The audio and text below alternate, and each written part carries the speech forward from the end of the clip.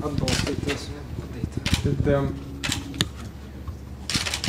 numurs 18, tas ir stāsts ar nosaukumu Artūrs stāsts. Tagad vecmāmiņa var aplūkot jaunākās ziņas sev vēlamajā laikā.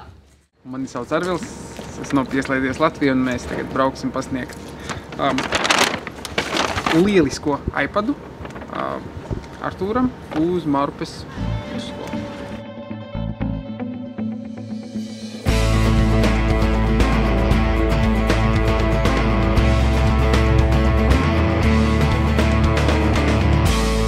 Mēs esam klāt pie Marupes vidusskolas. Artūrs, cik zinu, jau ir nocieties, nevar sagaidīt, kad saņem savu iPadu. Mēs to esam izveidojuši tādu kā mazu pārsteigumu, jo viņš negaida, kad viņš tagad stundu laikā saņems iPadu. Labdien, varbūt piestāsimies kā stundas sākumā. Šodien pie mums ir ciemiņi. Kas viņi tādi un kāpēc viņi pateiks paši?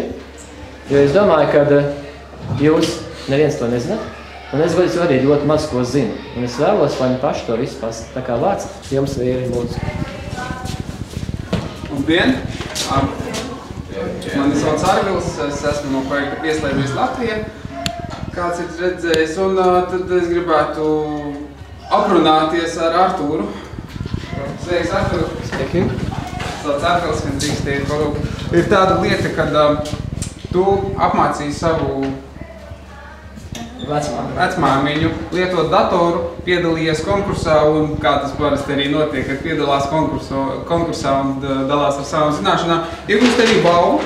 Es to tev arī gribētu pasniegt, tas ir jauns iPads. Tas ticu, ka stundas laikā laikam neatnās viņu tagad lietot, bet mājās gan. Tāpēc apsveicu, paldies tev, ka tu dalies savās zināšanās, arī pārējos es gribētu aicināt to darīt, jo, sniegtas citiem zināšanas ir daudz vērtīgākas nekā pie sevis vienkārši paturēt. Mēs, ja kaut ko labu darām un aktīvi darbojamies, tas paliek, kā saka, dots devējiem atdodās, ja, un domājam arī pārējie, ka mēs Dievu varam kaut ko labu un jauku paveikt. Un paldies tev, Artūr!